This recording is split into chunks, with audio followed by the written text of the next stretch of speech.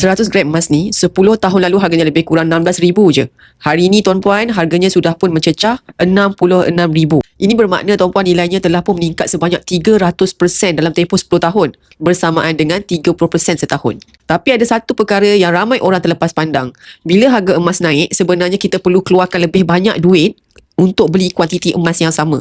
Ini adalah kesan apabila nilai duit semakin susut dari masa ke semasa. Sebab tu tuan-puan, bukan emas yang semakin mahal sebenarnya. Sebaliknya, kuasa beli duit kita yang semakin lama semakin lemah. Lihat je tuan-puan sekarang ni, harga makanan naik, harga rumah naik, kos pendidikan naik, kos perubatan pun naik. Bila nilai duit jatuh tuan-puan, hampir semua barang dan perkhidmatan akan menjadi lebih mahal. Sebab itulah, jika tuan-puan ada simpanan yang tak digunakan dalam tempoh 2 tahun ataupun lebih, pertimbangkan untuk tukarkan kepada aset yang boleh mengekalkan nilainya. Salah satunya adalah emas. Kerana emas dah terbukti tuan-puan menjadi penyimpan nilai yang paling baik untuk jangka masa panjang dan lebih tahan terhadap inflasi serta kejatuhan nilai mata wang.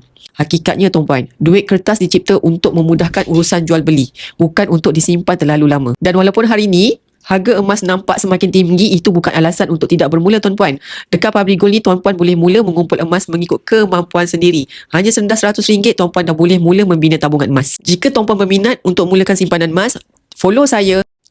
Isi web biru di bawah. Si maklumat yang diperlukan, tunggu saya hubungi tuan-puan. Saya akan bantu tuan-puan untuk pilih kaedah simpanan yang sesuai dengan bajet dan matlamat kewangan tuan-puan sebaiknya.